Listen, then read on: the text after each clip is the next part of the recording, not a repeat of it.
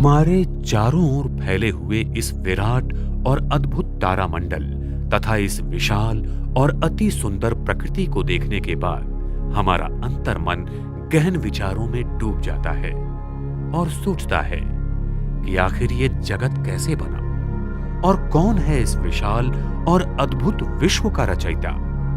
पुरातन काल से हम मानव उस अद्भुत सृष्टि रचयिता को मंदिर, मस्जिद, चर्च आदि में ढूंढ रहे हैं और उसकी इस अद्वितीय ब्रह्मांड की संरचना को जानने के लिए विज्ञान भी बहुत समय से गहन संशोधन कर रहा है।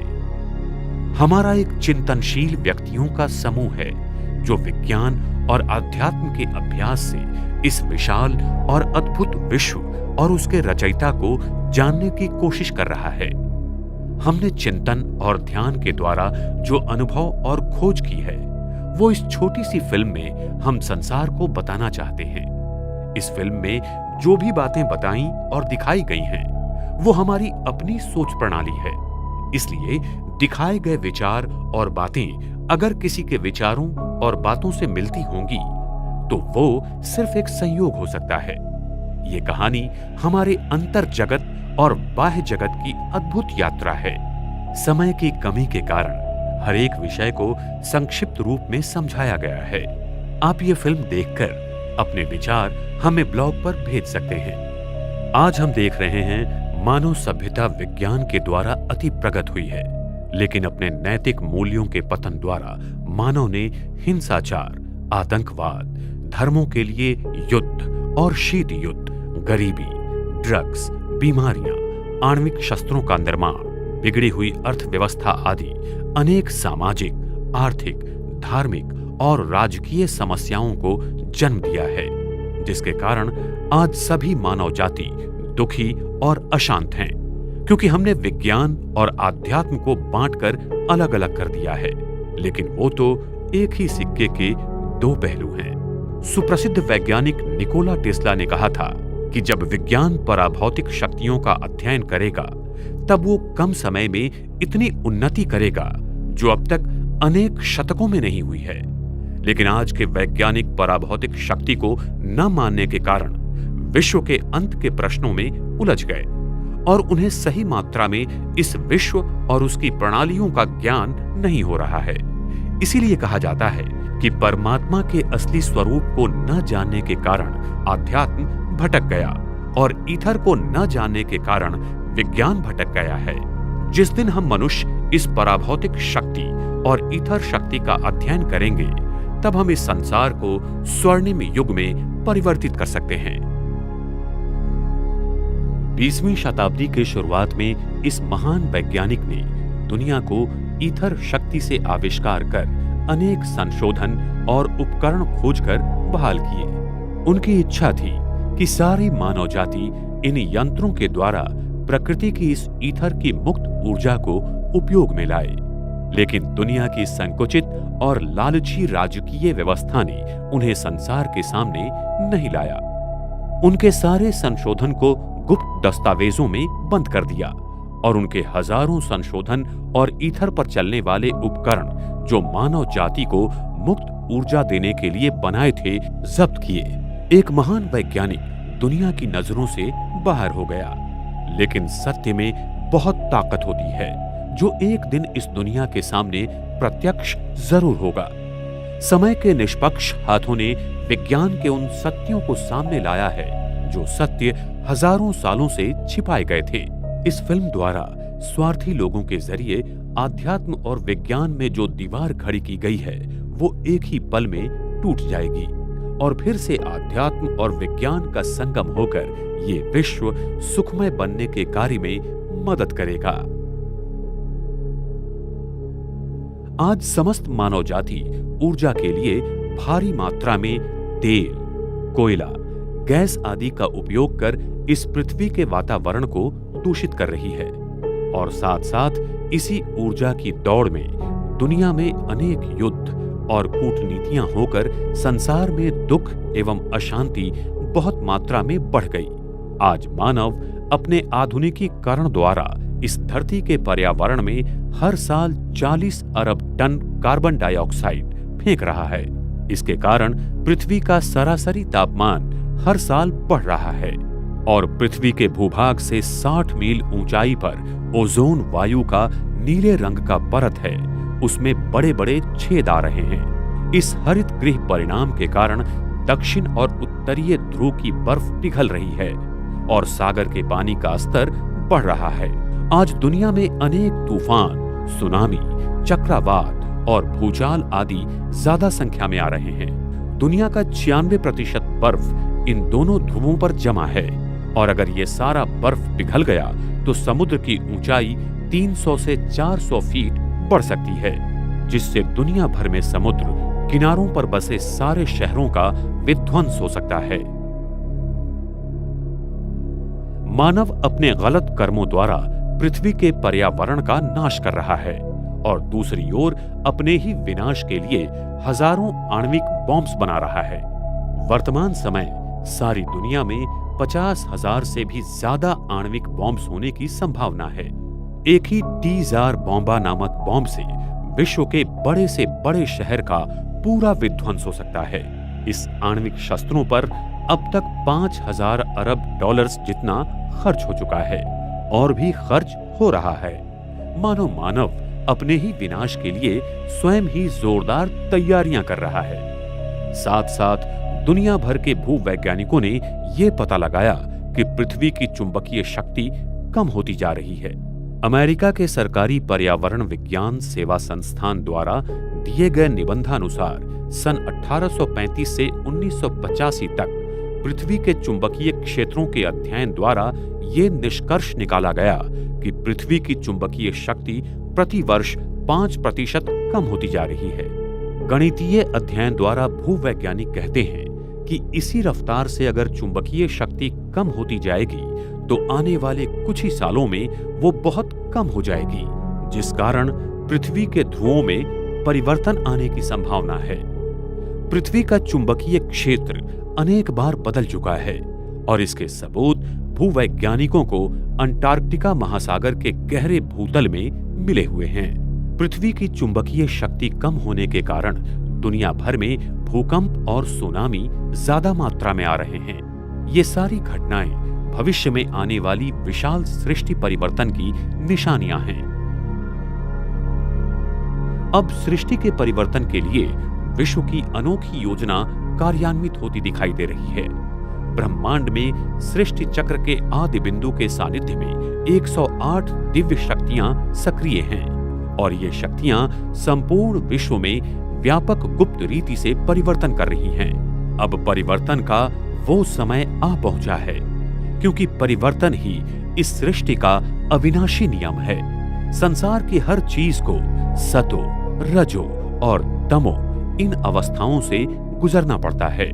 ये विराट विश्व एक अद्भुत और अविनाशीय चक्रीय प्रणाली है, जिसमें परमात्मा, प्रकृति और हम आत्माओं का अद्भुत संबंध है तथा सृष्टि के इन अद्भुत और मूलभूत सिद्धांतों के आधार पर यह सृष्टि का अजब खेल अनादि से लेकर अनंत तक चलता रहता है। परमात्मा इस परिवर्तन के चक्र में आते नहीं हैं, इसलिए सदैव सतो प्रधान रहते हैं। लेकिन आत्माएं और प्रकृति ये दोनों ही परिवर्तन के चक्र में आकर अंत में तमो प्रधान बन जाते हैं। तब कलयुग के अंत में स्वयं परमात्मा इस सृष्टि पर आकर परिवर्तन की प्रक्रिया द्वारा आत्माओं और प्रकृति को फिर से सतो प्रधान बना देते हैं। विश्व की अनावश्यक ऊर्जा शून्य होने के बाद इस धरती पर स्वर्णिम युग की शुरुआत हो जाती है। सृष्टि परिवर्तन की ये प्रक्रिया कैसे होगी, यही बात हम आपको संक्षिप्त में बताना चाहते हैं। इस परिवर्तन की अद्भुत प्रक्रिया को जानने के लिए हमें स्वयं को जानना होगा कि हम कौन हैं, हम कहां से आए हैं, ईश्वर कौन है, वो कहां रहता है, इस ब्रह्मांड और पृथ्वी की रचना कैसी है, इसके रहस्यमय गणित और नियम क्या हैं, स्वर्णिम प्रकाशमान ईथर क्या है, एकात्मता दैवी भूमितीय क्षेत्र क्या है, सृष्टि चक्र क्या है, आदि आदि अनेक प्रश्नों के उत्तर हमें खोजने होंगे। इस छोटी सी फिल्म में हमने संसार के बहुत सारे प्रश्नों का हल देते हुए कुछ आध्यात्मिक और वैज्ञानिक सत्य दुनिया के सामने रखे हैं जो अद्वितीय और अद्भुत हैं। हम कौन हैं? Who are we? वास्तव में हम ये भौतिक शरीर नहीं हैं जो विनाशी है। हम एक अविनाशी प्रकाशमय आत्मा हैं जो अजर, अमर और अति सूक्ष्म है। हम आत्मा एक शरीर छोड़ते हैं तो उसे मृत्यु कहा जाता है और नव शरीर में प्रवेश करते हैं तो उसे जन्म कहा जाता है। हम आत्मा हमारी कुंडलिनी की ईथर शक्ति के माध्यम से इस शरीर के सभी 15 ट्रिलियन पेशियों को 7 ऊर्जा चक्रों द्वारा जागृत रखती हैं और मस्तिष्क के पीनियल ग्रंथि द्वारा 100 अरब चेतापेशी के जरिए शरीर को नियंत्रित करती हैं। जब हम आत्मा इस देह का त्याग करते हैं तब वही ईथर शक्ति जो हमारी आत्मिक शक्ति का मुख्य अंग है शरीर से हमारे साथ निकल जाती है और ये शरीर मृत हो जाता है। हम आत्माएं अपने पवित्रता की शक्ति द्वारा हमारे डीएनए पर प्रभाव डालते हैं और हमारे कर्मों के अनुसार हमारे डीएनए की संरचना होती है जिससे फिर हमारे शरीर का निर्माण होता है। इसीलिए जैसे हमारे पूर्व जन्म के कर्म होंगे वैसे ही हमारा शरीर और जन्म स्थान होता है। हम आत्माएं एक शरीर छोड़ दूसरा मानवीय शरीर ही लेती हैं, न कि कोई पशु की योनि में जाती हैं, क्योंकि मानव और पशुओं के डीएनए संपूर्णतः भिन्न हैं। प्रसिद्ध भौतिक वैज्ञानिक पेन रोज ने कहा है कि मानवीय चेतना ये क्वांटम गुरुत्वीय शक्ति है और ये मानवीय चेतना मस्तिष्क से नहीं बनती लेकिन क्वांटम गुरुत्वीय शक्ति की मूलभूत कंपन वृत्ति है। वैज्ञानिक पेन रोज और उनके सहयोगी वैज्ञानिक टॉमर ऑफ ने मानवीय चेतना को अति सूक्ष्म अवकाश की मूलभूत कंपन वृत्ति कहा है जो क्वांटम गुरुत्वीय शक्ति के द्वारा मानवीय मस्तिष्क पर कार्य करती है। आत्मा की सूक्ष्मता प्लैंक भूमिति 1.616 गुना 10⁻35 मीटर से भी अति सूक्ष्म है, जिसकी ऊर्जा की तरंगें प्लैंक समय 5.39 गुना 10⁻44 सेकंड में होती है। मानवीय मस्तिष्क का न्यूरॉन्स ये मूलभूत कंपन को पकड़ लेता है और इसके साथ वार्तालाप करता है। इस अति सूक्ष्म आत्मा में जानकारी भंडारण करने की क्षमता 1.568 गुना 10 रेज 55 सेकंड है, जो कि बहुत ही अद्भुत है। इतनी जानकारी भंडारण करने के लिए संगणक को 1.568 गुना 10 रेज 31 टेट्राबाइट इतनी हार्ड डिस्क्स लगेंगी। वैज्ञानिक इस क्वांटम बेसिक फ्रीक्वेंसी और वाइब्रेशन को अभी तक वैज्ञानिक उपकरणों द्वारा नहीं जान पाए, इसलिए वो इस बात को एक कल्पना मानते हैं। उनका कहना यह है कि मानवीय चेतना मस्तिष्क का ही एक अंग है, जो एक गलत मान्यता है। वास्तव में हम ही इस अति सूक्ष्म आध्यात्मिक गुरुत्वीय ऊर्जा हैं, जिसकी मूलभूत कंपन वृत्ति के द्वारा हम मस्तिष्क के न्यूरॉन्स पर एकात्मता दैवी भूमितीय क्षेत्र के द्वारा संदेशों का आदान प्रदान करते हैं और मस्तिष्क के पीनियल ग्रंथि के द्वारा सारे शरीर को उसके 7 ऊर्जा चक्रों द्वारा चलाती है। हम आत्मा मस्तिष्क के द्वारा इस शरीर को कैसे चलाते हैं, ये अति गहन विषय हम विस्तार रूप में अगले भाग में बताएंगे। हम कहां से आए? आत्माओं की दुनिया, अनेक मितीय अति शक्तिशाली प्रकाशमान ईथर जगत। शेक्सपियर ने कहा कि दुनिया एक रंगमंच है और हम सभी अभिनेता हैं। हम सभी आत्माएं वास्तव में धरती पर जैसे मेहमान हैं। हम आत्मा इस विशाल भौतिक विश्व के पार उस पराभौतिक विश्व के रहिवासी हैं। हम सभी आत्माएं इस परम धाम में एक उल्टे कल्पवृक्ष की तरह विराजमान होती हैं, जहां सभी धर्म की आत्माओं का अलग अलग ऊर्जा क्षेत्र है। इस विराट मनुष्य रूपी कल्पवृक्ष का बीज स्वयं परमात्मा शिव हैं। आज के विज्ञान को ज्ञात होने वाले भौतिक जगत के ऊपर ये 6 मितीय जगत अनेक ईथर ऊर्जा के स्तरों से बना हुआ है, जिसको सिर्फ गहरे ध्यान के प्रयोग से ही खोजा जा सकता है। इस पराभौतिक विश्व को ही योगी लोग शांति धाम, निर्वाण धाम, ब्रह्मलोक, परम धाम या सातवां आसमान कहते हैं, जो प्रकृति का छठा महातत्व स्वर्णिम प्रकाश कणों तथा ईथर ऊर्जा से बना हुआ है। इस परम धाम में हर धर्म की आत्माओं का अपना ऊर्जा का विभाग है, जहां आत्माएं अपने असली पवित्र और शांति स्वरूप में रहती हैं। ये अद्भुत जगत अति प्रकाशित ईथर ऊर्जा से भरा हुआ है और इसकी ईथर O9 से लेकर ईथर O6 ऊर्जा की अनेक परतों में ये भौतिक जगत बंदिस्त है। ये विशाल भौतिक विश्व जो 4 मितीय है, जिसमें वस्तु 3 मितीय तथा समय 1 मितीय है, उस अनेक मितीय पराभौतिक विश्व का एक अंग है। इस पराभौतिक विश्व में समय 3 मितीय तथा वस्तु 1 मितीय हो जाते हैं। आज के वैज्ञानिकों को विश्व का आधा भाग ही पता है, लेकिन उसके ऊपर भी आधा भाग है, जिसमें सूक्ष्म वतन और मूल वतन समाविष्ट है। अगर हम आज ज्ञात होने वाले ब्रह्मांड के आधे हिस्से को ऊपरी हिस्से से जोड़ देंगे तो वो एक संपूर्ण ब्रह्मांड बनेगा जो 10 मितीय है, और तभी ब्रह्मांड के संदर्भ में खोजे गए सूत्रों का सही हल निकलेगा। ब्रह्मांड के 3 लोक हैं। एक स्थूल वतन, यहाँ मनुष्य, प्राणी मात्राएं एवं 5 तत्वों का वास्तव्य है। 2 सूक्ष्म वतन, ये विश्व का ऐसा आकाश के पार का भाग है जहां तक मनुष्य अपने सूक्ष्म शरीर के द्वारा ही जा सकता है। 3 मूल वतन, यहाँ पर सर्वोच्च सत्ता परमात्मा शिव एवं आत्माओं का वास्तव्य है, और इसी मूल वतन में छठा महातत्व ईथर बड़ी मात्रा में है। परमात्मा कौन है? उनका वास्तव्य कहां पर है?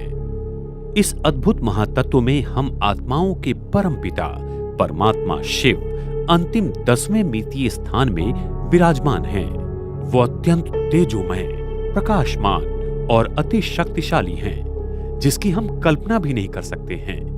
परमात्मा सारी शक्तियों के, गुणों के असीम सागर हैं, जिनका वर्णन पृथ्वी का कागज, सागर की स्याही और झाड़ की कलम से लिखा नहीं जा सकता।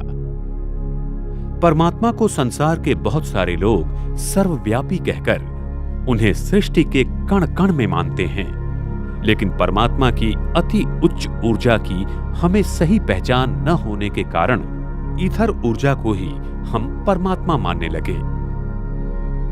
भौतिक जगत के 5 तत्व अग्नि, पृथ्वी, वायु, जल और आकाश, इनमें ये ईथर शक्ति विद्यमान है, जिसके कारण इन 5 तत्वों में ऊर्जा, वस्तुमान एवं बल का निर्माण होता है। लोगों ने इस ईथर तत्व को ही परमात्मा मान लिया, और इसी तरह परमात्मा सर्वव्यापी है, ये गलत मान्यता सारे जगत में प्रचलित हो गई। भौतिक शास्त्र के एकात्मता क्षेत्र सिद्धांत के अनुसार विश्व के सभी 4 मूलभूत बल 10 मितीय विश्व में अति प्रचंड ऊर्जा माना 10 रेज 19 गीगा इलेक्ट्रॉन वोल्ट में एकत्रित हो सकते हैं। ये वही जगत है जहां भौतिक जगत के सारे मूलभूत बल एकात्मता दैवी भूमिति क्षेत्र में एकत्रित हो जाते हैं, जो अति प्रकाशित ईथर O9 की अनंत शक्ति से भरा हुआ है। परमात्मा शिव की शक्ति अति प्रकाशित ईथर शक्ति से भी अति उच्च चैतन्य शक्ति है, जिसकी याद से हम आत्मा पतित से पावन बनती हैं। अति प्रकाशित ईथर शक्ति पदार्थों में चेतना निर्माण करती है, लेकिन चैतन्यता नहीं। वो सिर्फ हम आत्माओं में और परमात्मा में ही है। इसीलिए परमात्मा और हम आत्माएं प्रकृति की शक्ति से भिन्न हैं, लेकिन हमारी चैतन्य शक्ति ईथर की शक्ति को संपूर्ण रीति से प्रभावित करती है। यही ईथर शक्ति फिर प्रकृति के 5 तत्वों को हमारे संकल्पों अनुसार प्रभावित करती है। लेकिन ईश्वर वो सर्वोच्च बल नहीं है जिससे प्रकृति के सारे मूलभूत बल निर्माण होते हैं। परमात्मा में प्रकृति को अधिकतम अनावश्यक ऊर्जा से शून्य अनावश्यक ऊर्जा में परिवर्तन करने की शक्ति है, जो वैश्विक चक्र के अंत में प्रकाशमान ईथर की शक्ति से दैवी भूमिति की संरचना द्वारा सारे ब्रह्मांड को फिर से सतो प्रधान अवस्था में लाता है। विविध धर्मों में परमात्मा के प्रति अनेक मान्यताएं हैं, लेकिन अंततः सभी धर्मों में उसे वैश्विक प्रकाश के स्वरूप में ही माना गया है। अनेक धर्मों में परमात्मा के प्रति दी हुई मान्यताएं कुछ इस प्रकार हैं। हिंदू धर्म, मुंडका उपनिषद में कहा गया है, दीप्तिमान कमल के हृदय में ब्रह्मा का निवास स्थान है, जो प्रकाशों का प्रकाश है। हिंदू धर्म में शिव परमात्मा को निराकार ज्योतिर्लिंग के स्वरूप में या पिंडी के रूप में पूजा जाता है। इस्लाम धर्म, पवित्र कुरान में कहा गया है, अल्लाह स्वर्ग और पृथ्वी का प्रकाश है। क्रिश्चियन धर्म, बाइबल में कहा गया है, मैं इस जगत में प्रकाश के स्वरूप में आया हूं। बौद्ध धर्म, धम्मपद में कहा गया है, बुद्ध का तेज लगातार चमक रहा है। सिख धर्म, आदि ग्रंथ में कहा गया है, परमात्मा सत्य है और सबका प्रकाश है। नेविवू अमेरिकन विश्वास, काबालया का गाना में कहा गया है, दैवी प्रकाश मेरे लोगों पर है। अफ्रीकन विश्वास, ट्राइबल अफ्रीकन में कहा गया है, परमात्मा सूरज है जो सारे जगह में प्रकाश फैलाता है। जुडाइज्म, साल्मज में कहा गया है, परमात्मा मेरा प्रकाश है जिससे मुझे डरना चाहिए। टेओइज्म, परमात्मा प्रकाशमय ऋषि है जो सभी की सेवा करता है। ईथर ऊर्जा, परा प्रकृति का छठा महातत्व। प्रकृति 5 तत्वों से बनी हुई है, जैसे अग्नि, पृथ्वी, वायु, जल और आकाश। इन सभी तत्वों में प्रकृति का छठा तत्व ईथर सब में मिला हुआ है, जिसकी मात्रा पृथ्वी तत्व में कम तो आकाश तत्व में सबसे ज्यादा है। इसलिए आकाश तत्व को ईथर भी कहा जाता है, लेकिन ये मान्यता गलत है। ईथर 2 प्रकार के होते हैं। एक स्वयं प्रकाशित के स्वरूप में है, जो परम धाम का स्थायी स्वरूप है। दूसरा ईथर ऊर्जात्मक तत्व से बना हुआ है और इस जगत के 5 तत्वों में मिला हुआ है। इसी ईथर शक्ति को हम प्राण वायु, जीवन बल इत्यादि नामों से जानते हैं। द्वापर युग के आरंभ से करीब 2000 साल तक ये प्रकृति के सभी मूलभूत पदार्थ इस ईथर से बने हुए हैं। पहले ये मान्यता थी जो आज के वैज्ञानिक नहीं मानते हैं, लेकिन ईथर ही वो ऊर्जा व प्रकृति की शक्ति है जिससे सारा जगत चलायमान एवं गतिशील है। वास्तव में ईथर का स्वरूप अत्यंत सूक्ष्म है, जिसे प्लैंक मैक्स की भाषा में विश्व का अंतिम भूमितीय क्षेत्र कहा जाता है, जिसकी माप 10-35 मीटर की है। विज्ञान अब तक 10-20 मीटर तक का ही मापन उपकरणों द्वारा कर सकता है। उसके आगे इस अति सूक्ष्म तत्व को विज्ञान नहीं समझ सकता, इसलिए उसे कल्पना मानते हैं, और यही विज्ञान की सबसे बड़ी भूल है। ईथर को विज्ञान की भाषा में पुंजीय निर्वात ऊर्जा कहते हैं, जिसकी घनता 1 क्यूबिक सेंटीमीटर में 5.16 गुना 10⁻93 ग्राम क्यूबिक सेंटीमीटर है। अगर हम इस ब्रह्मांड की सारी आकाश गंगाएं, तारामंडल और ग्रहों आदि को अगर 1 क्यूबिक सेंटीमीटर में भर देंगे तो इसकी घनता 5.16 गुना 10⁻55 ग्राम क्यूबिक सेंटीमीटर तक हो जाती है। इसका मतलब 1 क्यूबिक सेंटीमीटर के ईथर में सारे ब्रह्मांड की दृश्य पदार्थों से भी अधिक 10 गुना 38 शून्य जितनी ऊर्जा विद्यमान है, जो अति भव्य और अति शक्तिशाली है। 1 क्यूबिक सेंटीमीटर की ईथर में इतनी शक्ति है जिससे हम पृथ्वी पर फैले विशाल सागर के पानी का वाष्पीकरण कर सकते हैं। आप कल्पना कीजिए कि सारे विद्यमान जगत में ईथर की शक्ति कितने असीम स्वरूप में फैली हुई है। वो शक्ति अनंत ही है। तो जिस ईथर शक्ति से सारा ब्रह्मांड चलता है, वही शक्ति या बल इन 5 तत्वों में समाई हुई है। उसे विज्ञान ने नहीं मानने के कारण उन्हें भौतिक क्षेत्र के एकात्मता सिद्धांत के समीकरण सूत्र नहीं मिल रहे हैं। बिना ईथर के अस्तित्व के विज्ञान सृष्टि के अद्भुत रहस्यों को तथा एकात्मता सिद्धांत को नहीं खोज सकता। यही ईथर प्रकृति के तत्वों के साथ एक एकात्म भूमितीय क्षेत्र के माध्यम से काम करता है, न कि एकात्म क्षेत्र के समीकरणों में।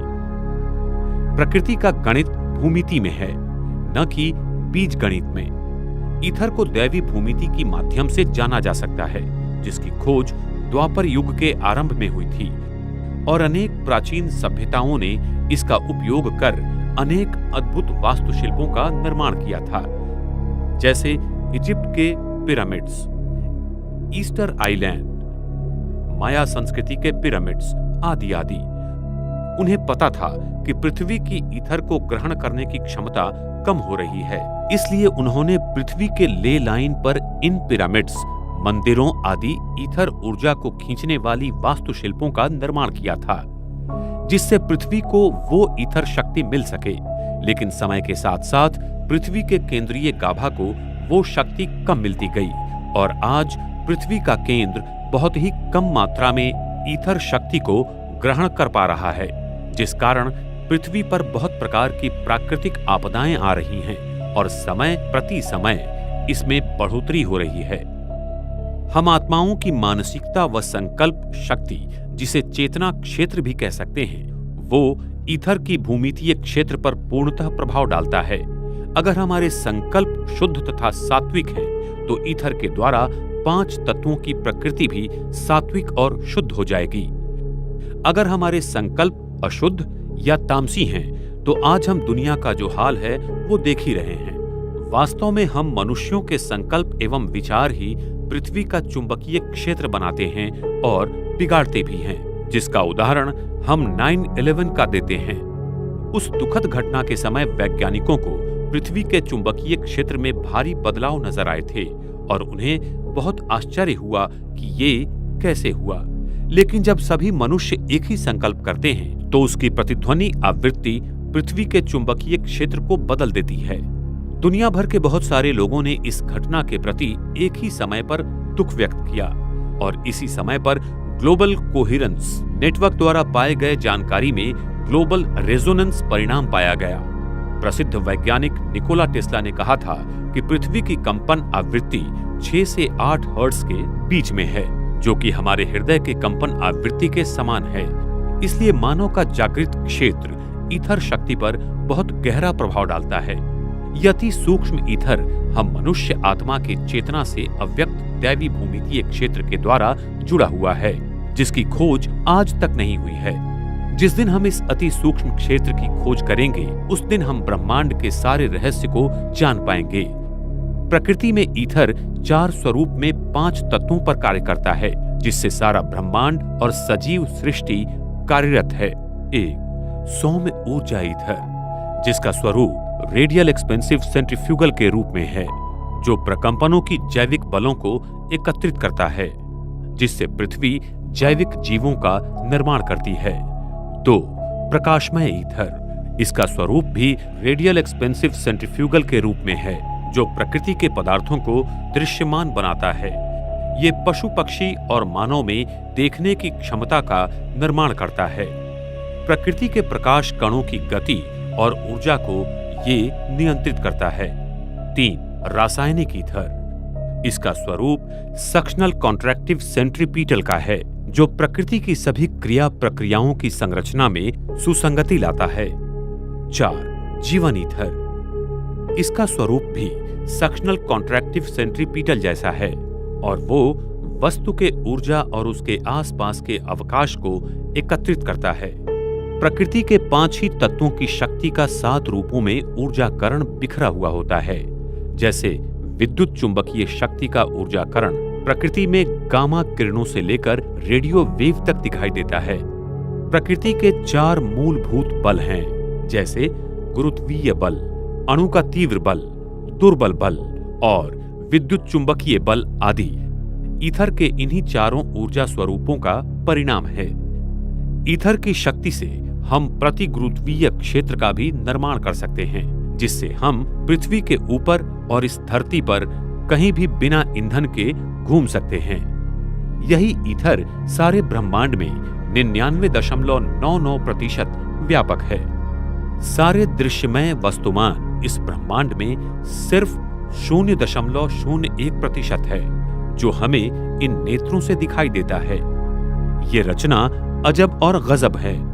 इस सृष्टि की और उसके भूमितीय सिद्धांतों की इसी ईथर से प्रकृति बनती है, तो अवकाश प्रकृति का निर्माण करता है, न कि प्रकृति अवकाश का निर्माण करती है।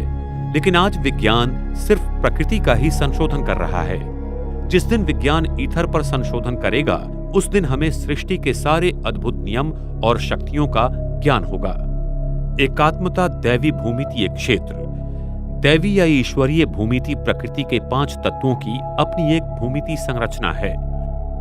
भौतिक जगत के 5 तत्व पृथ्वी, जल, अग्नि, वायु और आकाश को 5 प्लेटोमिक्स भूमिति के रूप में जाना जाता है। प्राचीन सभ्यता और संस्कृति में इसे दैवी भूमिति के रूप में देखा गया है। द्वापर युग की शुरुआत में इन 5 तत्वों की एक ही एकात्मता दैवी भूमिति संरचना को जानने की कोशिश की थी। जैसे जीवन का भूत, फ्लावर ऑफ लाइफ की संरचना में विश्व की 13 वर्तुलाकार प्रणालियों के नियमों की निर्माण की संरचना देखी जा सकती है। इसी संरचना में वेसिका पीसीस, मेटाट्रॉन्स क्यूब तथा ट्री ऑफ लाइफ आदि प्राकृतिक भूमिति की संरचना देखी जा सकती है। ये चिन्ह संसार के सभी प्राचीन संस्कृति की कलाकृति में पाए जाते हैं। इन्हीं चिन्हों द्वारा पिरामिड जैसी संरचना से मानव ने ईथर शक्ति को जीवन में संचालित करने का प्रयत्न किया था। संगीत के 7 स्वर इसी दैवी भूमिति से निर्माण होते हैं। इस ब्रह्मांड की प्रतिध्वनि आवृत्ति ओम की ध्वनि में है। प्रकृति के 5 तत्वों की मूलभूत भूमिति संरचना एक दूसरे के साथ फिबोनाची और गोल्डन रेशियो द्वारा पदार्थों का निर्माण तथा क्रिया प्रक्रिया करती रहती है। वर्तमान समय में विज्ञान इन भूमिति क्षेत्र को नहीं मानते। इसके कारण वो ईथर शक्ति को समझ नहीं सकते और प्रकृति की अद्भुत संरचना से दूर चले गए, मानो अंधेरे में भटक गए।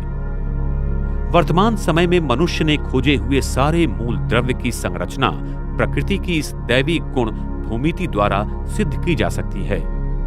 इसका परिचय 1980 में वैज्ञानिक रॉबर्ट ने किया था, लेकिन आधुनिक विज्ञान ने इसे मानने से इनकार किया। हम आत्माओं का चेतना भूमितीय क्षेत्र है जो ईथर से दैवी भूमिति द्वारा कार्य करता है। इस सृष्टि में जो ऊर्जात्मक ईथर है वो O6 के प्रकार का है। परम धाम में जो ऊर्जाशील ईथर है वो स्वयं प्रकाशित ईथर है जो O9 के प्रकार का है, जिसकी दैवी भूमिति संरचना अत्यंत महीन और अति शक्तिशाली है। सृष्टि की ये अति सूक्ष्मता अति भव्य और अद्भुत है। ये विराट विश्व, परमात्मा, हम आत्माएं और प्रकृति की अद्भुत कार्य प्रणाली एक ही अद्वितीय दैवी भूमिति द्वारा कैसे कार्य करती है और ये अद्भुत अनादि खेल आदि से अंत तक कैसे चलता रहता है, इस रहस्य को हम अगली बार विस्तार से जानेंगे। ब्रह्मांड की संरचना। प्रसिद्ध वैज्ञानिक निकोला टेस्ला ने कहा है कि अगर आप विश्व को जानना चाहते हो तो ऊर्जा, आवृत्ति और कंपन के बारे में सोचो। इस विशाल भौतिक विश्व के पार पराभौमिक विश्व, जो प्रकृति का 6ठा महातत्व स्वर्णिम प्रकाश कणों तथा ईथर ऊर्जा से बना हुआ है। इस 6ठे महातत्व या पराभौतिक जगत को विज्ञान की भाषा में प्रतितत्व कहते हैं और ये अद्भुत महातत्व इस विराट भौतिक विश्व को इस शुभ्र विवर द्वारा जोड़ा हुआ है। ये शुभ्र विवर इस अद्भुत और अति शक्तिशाली विश्व का द्वार है, जिसमें सारे ब्रह्मांड को घुमाने की विराट शक्ति है। ये शुभ्र विवर इस सारे ब्रह्मांड का गुरुत्वीय केंद्र है, जिसकी ईथर ऊर्जा से ये विद्यमान ब्रह्मांड चक्रीय गति में निरंतर घूमता रहता है। अभी इसकी गति घड़ी की दिशा में है। पृथ्वी के ऊपर बने कृष्ण विवर के कारण हम हर रात सारे तारामंडल को घड़ी की विरुद्ध दिशा गति में घूमते हुए देखते हैं। सारे ग्रह, तारामंडल पृथ्वी के ऊपर एक दिन में निरंतर परिक्रमा करते रहते हैं। हम आत्मा कुंडलिनी शक्ति के माध्यम से इस शरीर को 7 चक्रों द्वारा चलाती हैं। इसी प्रकार से इस पृथ्वी के 13 चक्रीय ऊर्जा केंद्र है, जहां से पृथ्वी के चुंबकीय केंद्रीय गाभा में ईथर ऊर्जा का प्रवाह होता है और पृथ्वी की इस चुंबकीय शक्ति का प्रभाव सारे प्राणी मात्राओं एवं प्रकृति के 5 तत्वों पर पड़ता रहता है। इसीलिए पृथ्वी की चुंबकीय शक्ति में होने वाली नैसर्गिक आपत्ति का ज्ञान प्राणी मात्राओं को पहले से ही हो जाता है। सारे ब्रह्मांड के 108 ऊर्जा केंद्र बिंदु हैं, जो ध्रुवीय तारा के साथ साथ जुड़े हुए हैं, जिससे सारी ईथर ऊर्जा ब्रह्मांड की तारा मंडलों को मिलती रहती है और वो कार्यरत रहते हैं। ब्रह्मांड के हर तारों का ध्रुवीय तारा के साथ सूक्ष्म संबंध होता है और शुभ्र विवर से ध्रुवीय तारा को शक्ति मिलती है, जिससे ये सारा तारामंडल पृथ्वी पर निरंतर घूमता रहता है। ये विश्व गोडल विश्व की तरह है, जिसमें हर कण एक पूरे समय का चक्र लगाकर अपने पूर्व स्थान पर आ जाता है। पृथ्वी के ऊपर घूमता हुआ आकाश तत्व ये सारा ब्रह्मांड चक्रीय गोडल विश्व की तरह है और जिसमें गुरुत्वीय शक्ति और शक्तिपुंज सूक्ष्म रूप में एकत्रित बंधायमान होकर चलते रहते हैं। प्रकृति की ये संरचना अत्यंत जटिल और अद्भुत है। ये चक्रीय गोडल आइंस्टाइन के क्षेत्रीय समीकरणों का एक अनुकूल उत्तर है। इस चक्रीय गोडल विश्व के द्वारा विद्यमान भौतिक जगत के बहुत सारे प्रश्नों के हल मिल जाते हैं, जैसे कि sun corona, sun neutrino problem, EPR paradox, wave function problem आदि आदि अनेक प्रश्नों के उत्तर मिल जाते हैं। अगर वैज्ञानिक विश्व के इस संरचना को जान लेंगे तो सृष्टि के सारे रहस्य खुल सकते हैं और इस अद्भुत संरचना का ज्ञान प्राप्त हो सकता है। इस 4 मितीय विश्व के पार 5 से 10 मितीय विश्व के ऊर्जाओं का शक्तिशाली आवरण है, जिसमें ये विद्यमान जगत बंदिस्त है। 5 मितीय जगत से लेकर 10 मितीय विश्व तक पराशक्ति ईथर ऊर्जा की अद्भुत शक्तिमय संरचना है और इस अनेक मितीय विश्व को शुभ्र विवर के द्वारा इस 4 मितीय विश्व से जोड़ा गया है। परमात्मा 10 मितीय विश्व में अति प्रचंड ऊर्जा के रूप में विराजमान रहते हैं। ये जगत का सच्चा स्वरूप क्वांटम गुरुत्वीय चक्रीय गोडल विश्व में है, जिसको ईथर ऊर्जा सदा चक्रीय गति से घुमाती रहती है। इसलिए सृष्टि के हर भूमितीय संरचना में इसका स्वरूप पाया जाता है और यही सृष्टि की एकात्मता दैवी भूमितीय क्षेत्र है, जिससे प्रकृति का हर कण जुड़ा हुआ है। वैज्ञानिक प्रकृति के इस दैवी भूमिति को नहीं मानते, इसलिए प्रकृति की रचना को देखकर अत्यंत दंग रह जाते हैं और सोचते हैं कि ये कैसे बना है। इस सृष्टि की रचना 5 तत्व तथा 5 मूलभूत बलों से हुई है। 5 तत्व मुख्यतः पृथ्वी, जल, अग्नि, वायु और आकाश, और मुख्य बल है गुरुत्वीय बल, विद्युत चुंबकीय बल, अणु के क्षीण बल तथा तीव्र बल और अंत में ईथर बल। वर्तमान समय में वैज्ञानिक सृष्टि के अणु, रेणु और इसके भी अति सूक्ष्म कणों की रचना और उनके बलों की कार्यप्रणाली पर संशोधन कर रहे हैं। आज कणीय भौतिक शास्त्र के द्वारा वैज्ञानिक मूलभूत कणों की संरचना के माध्यम द्वारा इस विश्व की एकात्मता क्षेत्र सिद्धांत को ढूंढ रहे हैं। उन्हें लगता है कि शायद इन सभी कणों का कोई मूलभूत कण होगा या इन वैश्विक बलों का भी कोई एक सर्वोच्च बल होगा। अगर हम विश्व की इस एकात्मता क्षेत्र सिद्धांत के गणित समीकरणों को जान लेंगे तो विश्व का आदि, मध्य, अंत या उसके ऊपर नियंत्रण किया जा सकता है। इसी उद्देश्य से महान वैज्ञानिक अल्बर्ट आइंस्टाइन ने 30 साल तक इसी सिद्धांत पर संशोधन किया और आज दुनिया भर के वैज्ञानिक पिछले 60-70 साल से इसी भौतिकी सिद्धांत पर कार्य कर रहे हैं। वैज्ञानिक मुख्य भूल ये कर रहे हैं कि वो सृष्टि के मूलभूत कणों का वर्गीकरण 5 तत्वों के रूपों में नहीं कर रहे हैं और इन्हीं 5 तत्वों के कणों में अद्भुत भौतिक संरचना बनी हुई है। उन सभी संरचना की एक एकात्मता दैवी भूमितीय क्षेत्र है जो सारे कणों को व तत्वों को जोड़कर रखता है, जिससे ये सारा ब्रह्मांड चलता रहता है।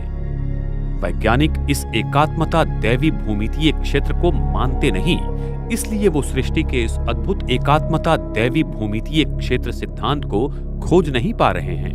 वास्तव में कोई एक मूलभूत कण नहीं है व कोई एक मूलभूत बल नहीं है। इस ब्रह्मांड का एकात्म भूमिति क्षेत्र ईथर के आकार के कणों में सजा जाता है। इसी भूमिति क्षेत्र में विश्व के सारे कणों और बलों की एक अद्भुत संरचना छिपी हुई है और उन्हीं संरचना के गणितीय सिद्धांतों पर यह विद्यमान जगत कार्यरत रहता है। यही एकात्मता क्षेत्र हमारे शरीर के 7 ऊर्जा चक्र, पृथ्वी के 13 ऊर्जा चक्र और ब्रह्मांड के 108 ऊर्जा चक्रों को एक ही संरचना में बनाए रखता है। और जब जब ये संरचना बिगड़ जाती है, उसमें अनावश्यक ऊर्जा बढ़ने लगती है, तब स्वयं परमात्मा अपनी इस ध्रुवीय ईथर शक्ति से सारे ब्रह्मांड को फिर से नए में परिवर्तित कर देता है। पृथ्वी की संरचना। ये विराट पृथ्वी अपने आप में एक असीम शक्तियों का और रहस्यों का भंडार है। वास्तव में हमारी ये विशाल पृथ्वी गोल नहीं बल्कि एक चक्ति की तरह स्थिर है और उस पर यह सारा ब्रह्मांड उस शुभ्र विवर के शक्ति द्वारा एक जालीय पिंजरे की तरह निरंतर चक्रीय दिशा में घूमता रहता है। आकाश में हमें जो ध्रुवीय तारा दिखाई देता है और जो सदैव स्थिर है, सारा ब्रह्मांड उसके चारों ओर चक्रीय दिशा में घूमता हुआ नजर आता है।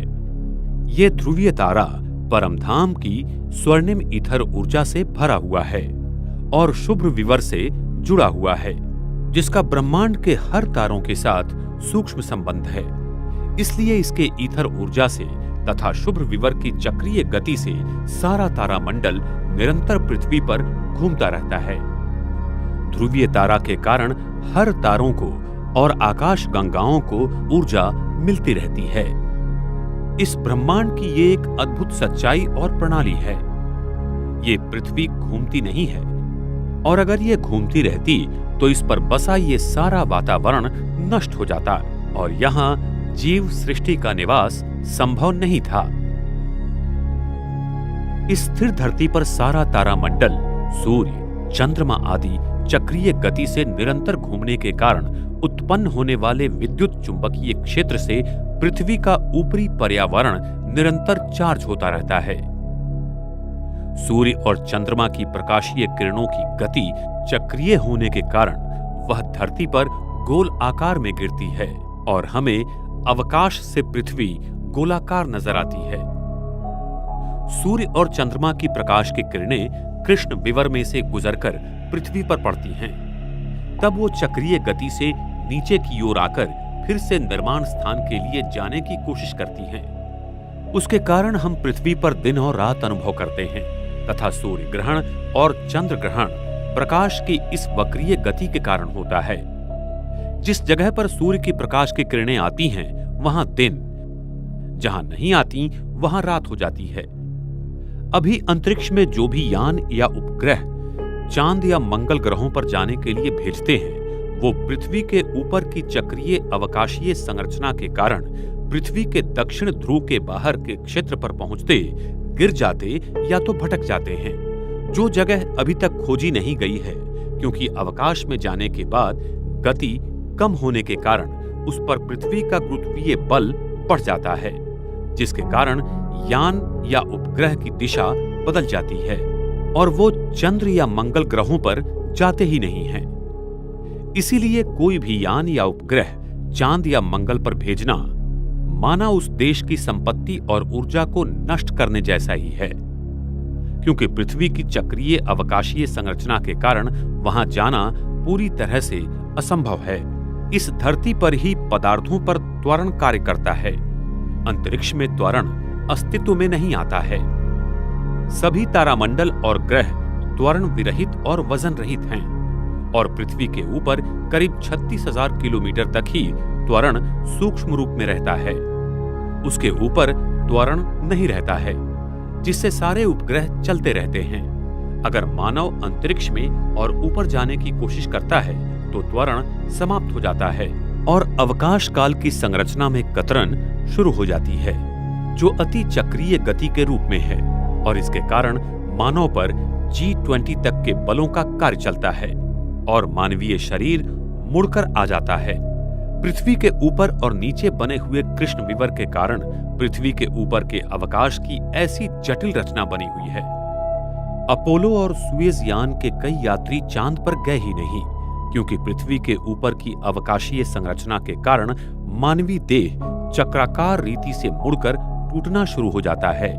इसलिए इन यानों के पहले यात्री मर गए और उनके शरीर मुड़कर आ गए थे। गहरे अवकाशीय मिशन सफल होने का दावा करना ये सरासर विज्ञान जगत द्वारा आम जनता को फंसाने जैसा ही है, क्योंकि इन मिशंस में देश की बहुत संपत्ति का अपव्यय होता है। आज सारा विज्ञान यूक्लिडियन भूमिति के आधार पर जगत का अध्ययन करता है और इस धरती पर हमें इसी भूमितीय आधार पर क्षितिज का दृश्य दिखाई देता है, क्योंकि मानव का नेत्र तथा कैमरों के लेंस भी इस भूमितीय रचना द्वारा बने हुए हैं, जिस कारण हम क्षितिज के पार की भूमि को देख नहीं पाते हैं। अगर हम गोडल क्षेत्रीय भूमिति के द्वारा बने हुए लेंसों से क्षितिज को देखेंगे तो हमें क्षितिज के पार की भूमि भी दिखाई देगी, क्योंकि ये जगत गोडल मैट्रिक ज्योमेट्री की संरचना द्वारा बना हुआ है। इसी संरचना से सारे ग्रह तथा आकाश गंगाएं अंतरिक्ष में गुरुत्वीय कक्षा रहित घूम रहे हैं। उनमें कोई गुरुत्वीय कक्षा निर्माण नहीं होती है, क्योंकि ये तारामंडल और ग्रह वस्तुमान रहित है, जिनमें गुरुत्वीय बिंदु समान होते हैं और इसके कारण उनके बीच का गुरुत्वीय बल शून्य हो जाता है। ये सारे ग्रह और तारामंडल गोडल विश्व की चक्रीय अवकाश की रचना के सिद्धांत द्वारा चलते रहते हैं और पृथ्वी पर हर दिन पूरा चक्कर लगाते रहते हैं। ये पृथ्वी घूमती नहीं है, इसके बहुत वैज्ञानिक प्रमाण हैं, जैसे कि संदर्भ परिवहन, गुरुत्वीय लहरों का आकलन और अदृश्य पदार्थों की खोज। प्रयोगों के निष्कर्ष में कुछ भी प्रमाण न मिलने के कारण ये सिद्ध होता है कि ये पृथ्वी घूमती नहीं बल्कि स्थिर है और ये आकाश तत्व इसके ऊपर पूरब से पश्चिम दिशा की ओर निरंतर घूमता रहता है। जब हम अवकाश से पृथ्वी की तरफ देखते हैं तब प्रकाश की किरणों की चक्रीय गति और पृथ्वी के ऊपर के अवकाश की चक्रीय भौगोलिक रचना के कारण हमें अपने चक्षु तथा कैमरे की लेंसों द्वारा वो गोल नजर आती है। हमारे चक्षु तथा कैमरे के लेंस भी वही वक्र होने के कारण दूर की किरणें हमें गोलाकार नजर आती हैं, जिससे भूमंडल हमें गोलाकार भागों में महसूस होता है। पृथ्वी का चुंबकीय केंद्रीय गाभा इस पृथ्वी का हृदय है। सतयुग के आदि में पृथ्वी के केंद्रीय गाभा में पारा की मात्रा बहुत थी और पारा से गाभा चारों बाजू से पूरी तरह भरा हुआ था। ये पारा ईथर शक्ति को खींचता है और पृथ्वी के केंद्र को चार्ज करता रहता है, जिससे पृथ्वी के चुंबकीय शक्ति का निर्माण होता है। लेकिन जब द्वापर युग आया तब ये पारा बहुत मात्रा में सिलिकॉन में बदल गया और दक्षिण ध्रुव के बाहर की भूमि में फैल गया। अभी पृथ्वी के केंद्रीय गाभा में पारा की जगह सिलिकॉन क्षेत्र भरा हुआ है, जो अर्धचालक है, और उसी वजह से पृथ्वी का केंद्रीय गाभा दो भागों में बंट गया है और हमें दो उत्तरीय ध्रुव दिखाई देते हैं। वैज्ञानिकों को ये दो उत्तरीय ध्रुव कैसे बनते हैं इसका ज्ञान नहीं है। सृष्टि चक्र का रहस्य। सृष्टि चक्र सतयुग, त्रेता युग, द्वापर युग और कलयुग से बना हुआ है, जिसमें हर एक युग का समय 1250 साल का है। सतयुग और त्रेता युग मिलाकर 2500 साल का जो समय है उसे स्वर्ग, और द्वापर युग और कलयुग मिलाकर 2500 साल का जो समय है उसे नरक कहा जाता है। सृष्टि चक्र के पहले 2500 साल तक मनुष्य, आत्माएं एवं सृष्टि अपने मूलभूत गुणों के चरम सीमा में रहती हैं और ये समय पूर्णतः सुखदायी हैं, जिसमें आदि सनातन देवी देवता धर्म अकेला सिर्फ भारत खंड में बसा था। लेकिन द्वापर युग से अनेक धर्मों और खंडों का निर्माण होकर धीरे धीरे मनुष्यों और सृष्टि के गुणों में गिरावट आती गई। अभी का समय सृष्टि परिवर्तन का छोटा सा युग संगम युग कहलाता है। इसी संगम युग में स्वयं परमात्मा भारत भूमि पर माउंट आबू में आकर मनुष्य तन ब्रह्मा का आधार लेकर इस सृष्टि का परिवर्तन कलयुग से सतयुग में करते हैं और अभी ये कल्याणकारी संगम युग भी पूरा हो रहा है। सारे विश्व का इतिहास तथा भूगोल इन चारों युगों से चक्रीय गति से 5000 वर्ष हूबहू गुजरता रहता है। प्राचीन सभ्यता इसे मानवता का वैश्विक समय चक्र कहती थी। संपूर्ण विश्व का नीचे और ऊपर का हिस्सा जोड़ने से विश्व चक्रीय आकार का मिलेगा। विश्व का चक्रीय होने से ही विश्व में होने वाली सारी प्रक्रियाएं चक्रीय हैं, जैसे कि पानी का चक्र, पर्यावरण चक्र, खड़क चक्र, कार्बन चक्र, अन्न चक्र, नाइट्रोजन चक्र, ऋतुओं का चक्र, सूर्यमंडलीय चक्र, दिन और रात का चक्र, पृथ्वी के गाभा की गति का चक्र, एशियन डीसी विद्युत शक्ति का चक्रीय वहन और प्रकाश भी चक्रीय गति में ही अपना मार्ग पूर्ण करता है। विश्व चक्रीय होने के कारण सारी प्रक्रियाएं चक्रीय गति से चलती हैं और इसीलिए समय भी चक्रीय है, न कि सीधी रेखा में। इसी तरह युगों का भी चक्र है, जिसमें 5000 साल पूरा होने पर पुनरावृत्ति होती है। ये विराट सृष्टि चक्र परमात्मा, आत्माएं और 5 तत्वों की प्रकृति से बना हुआ है और ये तीनों इस विश्व में ऊर्जा के रूप में विद्यमान हैं। थर्मोडायनामिक्स के पहले नियम के अनुसार संपूर्ण विश्व अगर ऊर्जा से बना हुआ है तो इस विश्व का न तो कभी निर्माण हुआ और न ही कभी नष्ट होगा, सिर्फ इसमें परिवर्तन आएगा। इस विश्व के निर्माण के बारे में डार्विन का सजीव उत्क्रांति का सिद्धांत एवं बिग बैंग सिद्धांत सरासर झूठ है, क्योंकि ये थर्मोडायनामिक पहले नियम के विरुद्ध है और आज तक थर्मोडायनामिक्स के नियमों को कोई भी परिवर्तन नहीं कर पाया और इन नियमों को विश्व भर में माना गया है। तो आइए जानेंगे कि सजीव या विश्व उत्पत्ति के सिद्धांतों की क्या मर्यादाएं हैं। 1. डार्विन का सजीव उत्क्रांति सिद्धांत। दुनिया की कुछ बातें ये पूरी तरह से सिद्ध करती हैं कि डार्विन का सजीव उत्क्रांति का सिद्धांत संपूर्णतः गलत है। जैसे बंदर या गोरिल्ला प्राणियों के डीएनए अगर मनुष्य से तुलना की जाए तो दोनों के डीएनए में 98% का फर्क है। तो इससे यह सिद्ध होता है कि मनुष्य की निर्मिति ना तो बंदर या गोरिल्ला से हुई, नहीं तो संसार में कोई भी बंदर या गोरिल्ला न रहता, सभी मनुष्यों में परिवर्तित हो जाते। डार्विन के सिद्धांत को सिद्ध करने वाला गणितीय विश्लेषण कहीं भी मिलता नहीं। डार्विन के सिद्धांत में जीन्स के बारे में कुछ भी लिखा नहीं है जो कि इसे सिद्ध कर पाए। डार्विन अपने जीवन की अंतिम यात्रा के दिनों में ये कबूल करते हैं कि अभी तक के दस्तावेज में ये नहीं पाया गया है कि कोई भी जीव दूसरे जीव में परिवर्तित हुआ है। हम ये नहीं सिद्ध कर सकते कि एक भी जीव दूसरे जीव में परिवर्तित हो सकता है। संदर्भ my life and letters volume 1 page 210। 2. Big bang theory की मर्यादाएं। ये बिग बैंग थ्योरी की मर्यादाएं थर्मोडायनामिक्स के प्रथम नियम के विपरीत है। जैसे कि ऊर्जा का ना तो निर्माण होता है और ना ही ऊर्जा नष्ट होती है, लेकिन इसमें कॉस्मिक अंडे से सभी ग्रह तारों का निर्माण दिखाया गया है। ए. सिद्धांत के अनुसार मूल द्रव्यों का भारी मात्रा में नहीं मिलना। बी. विश्व का आकारमान काफी बड़ा है जो इस सिद्धांत के समय अनुसार संभव नहीं है। सी. विश्व की आकाश गंगाओं की गति में अभी जो बदलाव नजर आते हैं उनका ये सिद्धांत विश्लेषण नहीं दे पाता। डी. विश्व में फैला हुआ 96% डार्क मैटर, इसका विश्लेषण भी ये सिद्धांत नहीं दे पाता है। ई. विश्व का उसकी घनतानुसार फैलना और मोनोपोल का विश्लेषण ये सिद्धांत नहीं दे पाता है। विश्व की आयु। विश्व की आयु मुख्यतः कार्बन डेटिंग पद्धति से तय की जाती है। इस पद्धति में बहुत सारी त्रुटियां हैं, जिसके कारण आज विश्व की आयु लाखों एवं करोड़ों साल मानी गई है। कार्बन डेटिंग पद्धति की मर्यादाएं। कार्बन डेटिंग पद्धति की मर्यादाओं के कारण इस पद्धति में पदार्थों की उम्र में त्रुटियां पाई जाती हैं। भूतकाल कार्बन का व्यय होने के प्रमाण में बदलाव होता है, इसलिए इस पद्धति में गलत परिणाम पाए जाते हैं।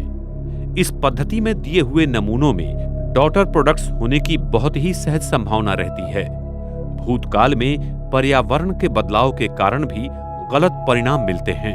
अति उच्च ऊर्जा कण, किरणोत्सारी खनिज और रसायन अगर इस नमूने के सानिध्य में आए तो कार्बन व्यय प्रमाण में बहुत बड़े बदलाव आते हैं। इस पद्धति में ऐसे माना जाता है कि नमूने का अंत का पदार्थ शीशा है, लेकिन उसमें यूरेनियम या थोरियम मिश्रित स्वरूप पाए जाते हैं। शीशा रेशियो की तुलना में त्रुटियां होने के कारण नमूने की सही उम्र मिलना संभव नहीं है। पृथ्वी के वैन एलन बेल्ट में चुंबकीय क्षेत्रों के बदलाव से भी व्यय प्रमाण में बदलाव पाए जाते हैं।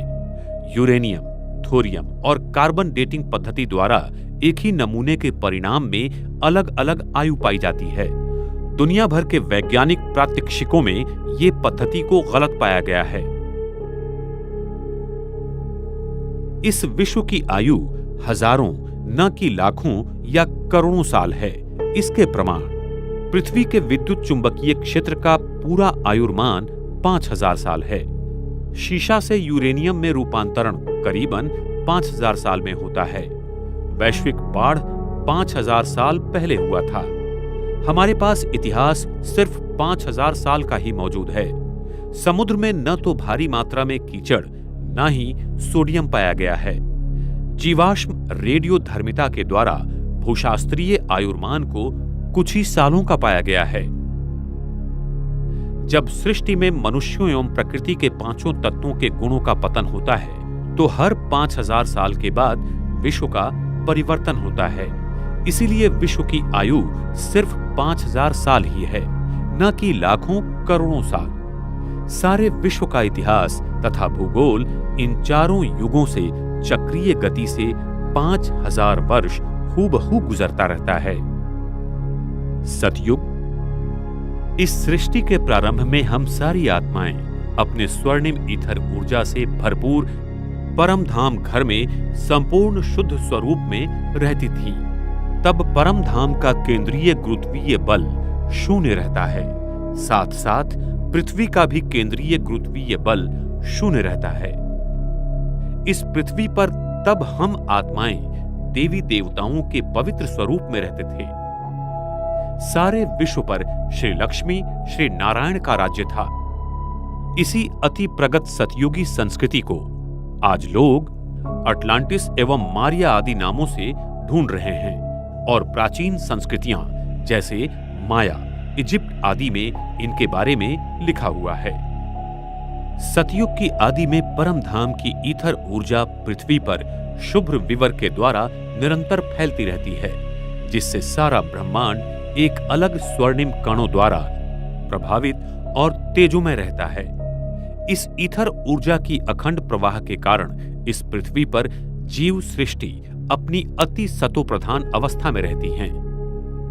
तभी आकाशमंडल और भूमंडल का गुरुत्वीय केंद्र एक ही दिशा में होने के कारण सूर्य और चंद्रमा पृथ्वी पर सरल दिशा में घूमते थे, जिससे चंद्रमा हर रोज पूर्ण रूप से दिखाई देते थे, न कि कोई कला के रूप में। सतयुग त्रेता युग में सभी राशि के 108 तारामंडल आकाश तत्व में एक ही मुकुट की रचना अनुसार घूमते थे और सप्तऋषि तारे भी ध्रुवीय तारा के नीचे एक ही लाइन में थे। इस समय प्रकाश की गति बहुत धीमी होने के कारण दिन और रात भी 21-21 घंटे के थे। आकाश तत्व का घूमना भी धीमी गति से था, क्योंकि तब विश्व की घनता भी कम थी। ये सारा नजारा सतयुग और त्रेता युग में 2500 वर्ष तक सदा चलता रहता है। हमारी कुंडलिनी शक्ति हमारे सहस्र चक्र में सदा विराजमान थी, क्योंकि हमारी मानसिक स्थिति आत्म अभिमानी थी। इस स्थिति के कारण हमारे अंदर इथर शक्ति का प्रवाह ध्रुवीय तारा के द्वारा निरंतर था और सारा तारामंडल हमारे संकल्पों पर चलता था। सतयुग के आदि में पृथ्वी में पारा की मात्रा बहुत थी और पृथ्वी का केंद्रीय गाभा पारा की इसी चारों बाजू से पूरी तरह भरा हुआ था। ये पारा ईथर शक्ति को खींचता है और पृथ्वी के केंद्र को चार्ज करता रहता है, जिससे पृथ्वी में चुंबकीय शक्ति का निर्माण होता है। सतयुग में पृथ्वी के चुंबकीय शक्ति मोनोपोल थी और उसके सारे ऊर्जा केंद्र एक ही जगह केंद्रित थे, जिसके कारण फिर अक्षांश और रेखांश नहीं थे और पृथ्वी का भूभाग कमल की तरह बना हुआ था। सागर का पानी मीठा और शुद्ध था, जिसमें नमक जरा भी नहीं था। सागर पृथ्वी के सारे भूभाग पर चक्रीय तालाब की तरह फैला हुआ था, जो अभी दक्षिण ध्रुव के उस पार भी है, और सागर इतना गहरा भी नहीं था। हर जगह उस भूतल को हम देख सकती हैं। इतना सागर का पानी स्वच्छ, शुद्ध और पारदर्शक था। इस युग में हम मनुष्य आत्माओं की सतो प्रधान अवस्था के कारण प्रकृति हमारे आदेशों पर चलती थी। सतयुग के पुष्पक विमान टेस्ला कॉइल की प्रणाली पर ईथर ऊर्जा द्वारा चलते थे और वो हमारे संकल्प द्वारा नियंत्रित किए जाते थे। वहां पर सोने के महल होंगे जो कि हीरों से जड़े हुए होंगे। वहां पर विज्ञान अपनी सतो प्रधान की चरम सीमा पर था। सतयुग में दो प्रकार के खनिज पत्थर होते हैं, एक किम्बरलाइट और दूसरा लिम्प्रोलाइट, जिसमें बहुत प्रकार के हीरे पाए जाते हैं। इनमें प्रकाश की किरणें अनेक रंगों में परिवर्तित तथा उत्सर्जित करने की क्षमता बहुत ज्यादा है। इन्हीं हीरों द्वारा सतयुग के स्वर्णिम महलों में अनेक प्रकार के रंगों की रोशनी रहेंगी और इन हीरों से निकलने वाली किरणों का रंग हम अपने संकल्प द्वारा नियंत्रित या परिवर्तित कर सकते हैं। सतयुग में प्रकाश कणों की प्रकाश कोण डायनेमिक होती है, जिसके कारण जब विश्व महाराजन संकेत करेंगे कि दिन, तो सूरज की प्रकाश कणों का प्रकाश शंकु 180 अंश कोणीय में खुल जाएगा और सारी धरती पर एक ही समय दिन होगा, और जब रात का संकल्प करेंगे तब सारी पृथ्वी पर रात होगी। लेकिन उस समय चंद्रमा पर पड़ी हुई सूरज की किरणों का प्रतिबिंब धरती पर आएगा और चंद्रमा हर दिन पूर्ण रूप में रहेगा। चंद्रमा की किरणों का प्रकाश शंकु का कोणीय नियंत्रण भी हमारी संकल्प शक्ति द्वारा होगा। सतयुग में हमारा डीएनए 12 तंतुओं का बनेगा, जिससे हमारा शरीर अति सुंदर, शक्तिशाली और सूक्ष्म शक्तियों से भरपूर होगा, जिससे हमारी आयु 150 साल होगी और हम बूढ़े नहीं होंगे। हम अपनी इच्छानुसार शरीर को त्याग देंगे। हमारे मस्तिष्क पर तेजोमय वलय सदा रहेगा। इसीलिए मंदिरों में देवताओं के आगे दिए जलाते हैं, क्योंकि उनकी आत्म ज्योति सदैव जलती थी। देवी देवताओं का जन्म भी पवित्रता की शक्ति से आंखों द्वारा नयन दर्शन से होगा। वहां काम विकार से कोई भी रचना नहीं होती है। वर्तमान समय में मोर पंछी का जन्म भी उसके आंख से निकले हुए आंसुओं को मादा मोर पंछी ग्रहण करने से होता है। इसीलिए उसकी पवित्रता के कारण कृष्ण के मुकुट में मोर का पंख दिखाते हैं और वो भारत का राष्ट्रीय पक्षी है। सतयुग में प्राणियों की रचना मैग्नेटिक फील्ड के रूप में खिलौनों के रूप में होगी और वो बहुत सुंदर और सात्विक होंगे। हम मनुष्य आत्मा सतयुग से लेकर त्रेता युग तक सदैव आत्मिक स्वरूप में 2500 वर्ष तक शुद्ध पवित्र स्वरूप में थी। सतयुग की प्रगत वैज्ञानिक संरचना तथा तकनीकी के बारे में हम आपको अधिक विस्तार में अगले भाग में बताएंगे। द्वापर युग। हम आत्माओं की पवित्रता ब्रह्मांड के ईथर ऊर्जा और गुरुत्वीय बल को नियंत्रित करती है। इसलिए जब हमारी मानसिकता में बदलाव आते हैं तो प्रकृति में उसी रूप में परिवर्तन होता है। द्वापर युग की शुरुआत में हम मनुष्य आत्मा अपने आप को आत्मा भूलकर देह समझने लगते हैं, जिससे हम आत्माओं की पवित्रता सतो से रजो प्रधान में होने के कारण ब्रह्मांड के अवकाश और काल की रचना में बदलाव आते हैं। पृथ्वी के ऊपर और नीचे दोनों जगह की अवकाश में चक्रीय भौगोलिक रचना में 2 कृष्ण विवरों का निर्माण हो जाता है। इस कारण पृथ्वी के केंद्रीय गाभा में विद्युत रोधक मूल द्रव्य का निर्माण हो जाता है और पृथ्वी का केंद्रीय गाभा जो एक चुंबकीय क्षेत्र था वो दो चुंबकीय क्षेत्र में बंट जाता है, जिससे सारे भूखंडों में हलचल हो जाती है और वो बिखर जाते हैं। इस घटना को वैज्ञानिक पेंजिया इवेंट के नाम से जानते हैं। पृथ्वी के चुंबकीय ध्रुवों की अदला बदल होती है। ये सत्य भी वैज्ञानिकों को सागर के तलों में मिला हुआ है। साथ ही साथ पृथ्वी के गाभा की चुंबकीय शक्ति कम होना शुरू हो जाती है, जो कलयुग के अंत में पूर्ण रूप से क्षीण हो जाती है। द्वापर युग में पृथ्वी पर आए भूकंप, प्रलय आदि के कारण ये अति प्रगत सतयुगी संस्कृति समुद्र में चली जाती है, जिसे आज लोग एटलांटिस एवं मारिया आदि नामों से ढूंढ रहे हैं। पृथ्वी के ऊपर और नीचे दोनों जगह पर दो कृष्ण विवरों का निर्माण हो जाने के कारण आकाश तत्व सिकुड़ जाता है और धरती के ऊपर आकाश तत्व में दो आकाश निर्माण हो जाते हैं। एक आकाश उत्तर ध्रुवीय से लेकर विषुववृत्त तक बनता है और दूसरा विषुववृत्त से लेकर दक्षिण ध्रुवीय तक बनता है। उत्तर ध्रुवीय आकाश तत्व में प्रकाश कण घड़ी की विरुद्ध दिशा में घूमते हैं, क्योंकि यहाँ पृथ्वी का चुंबकीय क्षेत्र घड़ी की विरुद्ध दिशा में घूमता है।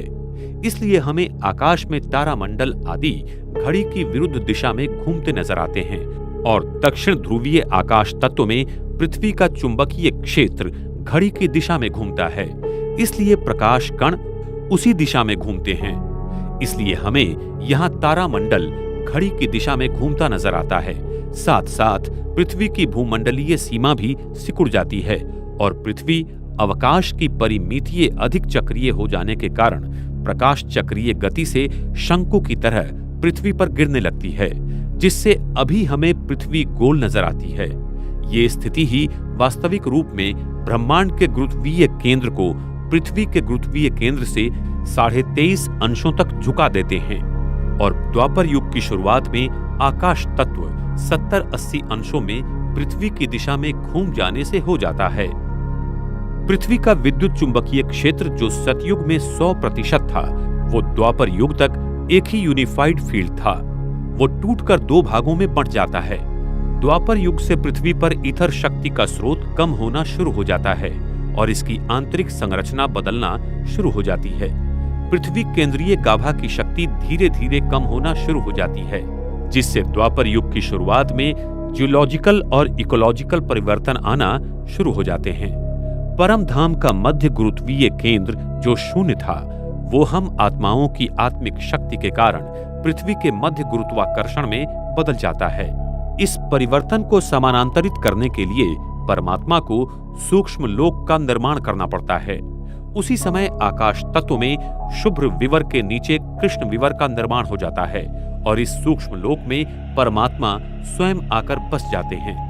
द्वापर युग में पृथ्वी के मोनोपोल का दो ध्रुवों में परिवर्तन होने के कारण पृथ्वी के शक्तियों का केंद्रीयकरण बिखर जाता है और वो 13 चक्रों में बंट जाता है, जो आज संसार में अलग अलग जगह पर है और उसी चक्रों द्वारा पृथ्वी की शक्ति का संचार इस प्राणी जगत में होता रहता है। इन चक्रों का ज्ञान हम आत्माओं को द्वापर युग में हुआ था और हमने अपनी आत्मिक शक्ति से ये जान लिया था कि पृथ्वी की इन चक्रों को अगर ईथर ऊर्जा से हम चार्ज करेंगे तो पृथ्वी पर प्राकृतिक आपदाएं कम होंगी। इसलिए हमारी प्राचीन सभ्यताओं ने पिरामिड आदि का निर्माण किया, जिसके कारण वो ईथर ऊर्जा इस धरती को मिल सकी और धरती में ऊर्जा का संतुलन बना के रखा। लेकिन जैसे जैसे समय बीतता चला गया, हम आत्माओं ने अपने विकर्मों द्वारा पृथ्वी पर बहुत सारे अत्याचार किए और साथ साथ पृथ्वी के इन चक्रों का संतुलन बिगाड़ते गए, जिसके कारण भूकंप, बाढ़, सुनामी आदि बहुत संख्या में आ रहे हैं। जो सप्तऋषि तारे पहले एक ही लाइन में थे, वो अलग अलग दिशा में बंट जाते हैं और तारामंडल में राशि चक्र का निर्माण हो जाता है। इन्हीं राशि चक्र के तारामंडल का और ग्रहों का हमारे डीएनए पर प्रभाव पड़ता जाता है और वो हमारी कुंडली को प्रभावित करते हैं।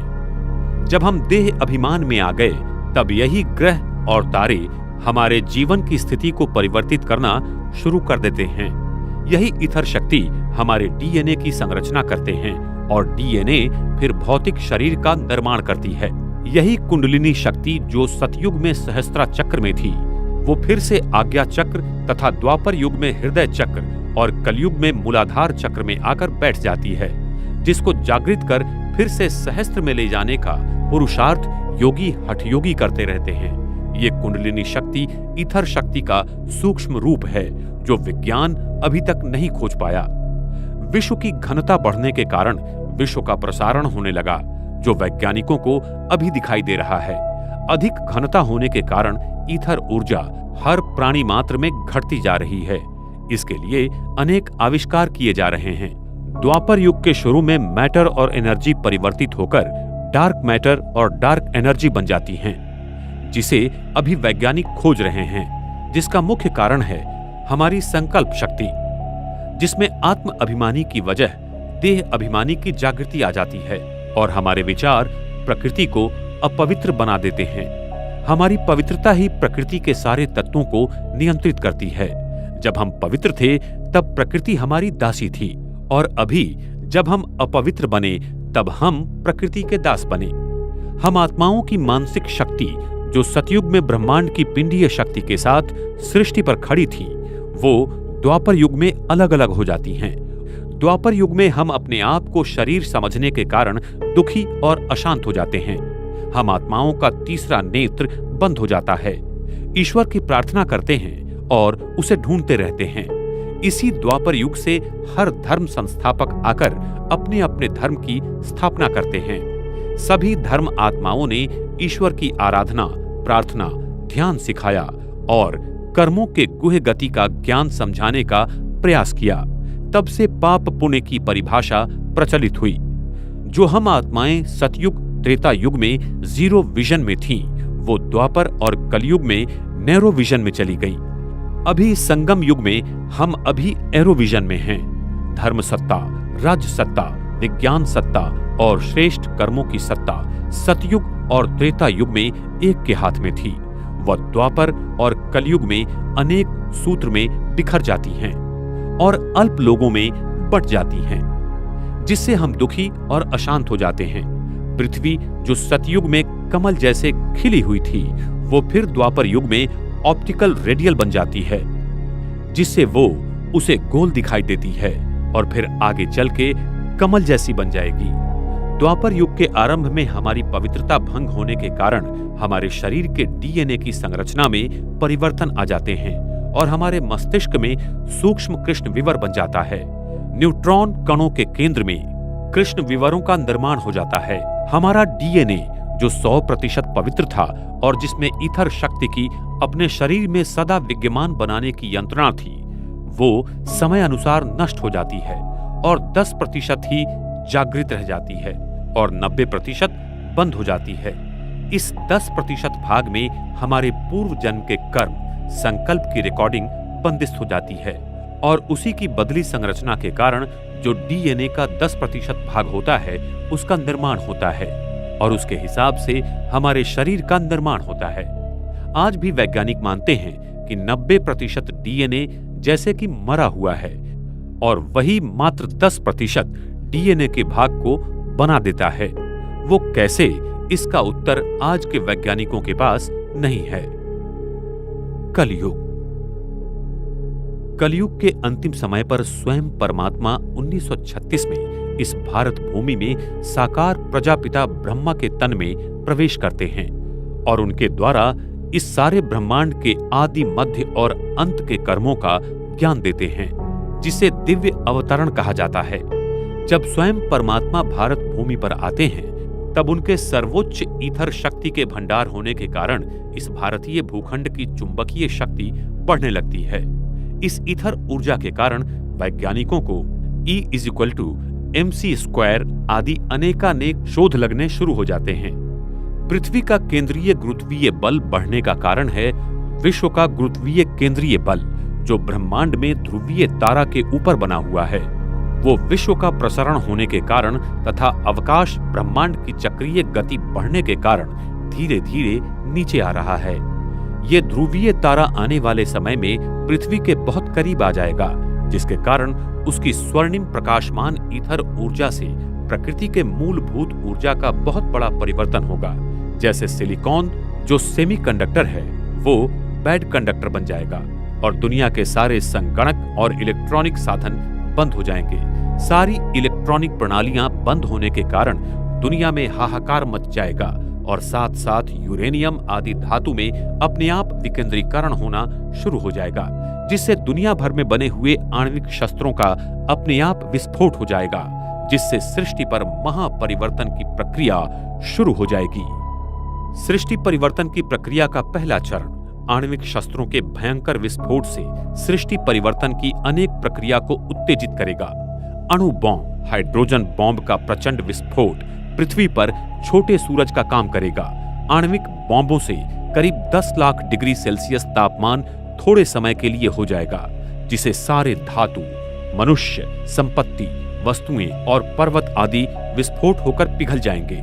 अणु बॉम्ब के इसी ऊर्जा पिघलने के कारण पृथ्वी के केंद्रीय गाभा के ऊपर बना सिलिकॉन पूरी तरह से पिघल जाता है।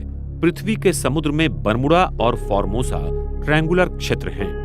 वो पृथ्वी के केंद्रीय गाभा के 2 द्वार हैं, जो सिर्फ पानी से ढके हुए होने के कारण पृथ्वी के सबसे ज्यादा गुरुत्वीय बल के क्षेत्र में हैं। इसलिए कोई भी हवाई या पानी पर चलने वाला जहाज इन क्षेत्रों में जाते ही गायब होकर पृथ्वी के अंदर चला जाता है। इसलिए इन क्षेत्रों को डेविल सी कहते हैं। इन्हीं क्षेत्रों से अति प्रकाशित ईथर ऊर्जा के द्वारा प्रचंड विद्युत शक्ति से पृथ्वी का केंद्रीय गाभा पुनः चार्ज होगा।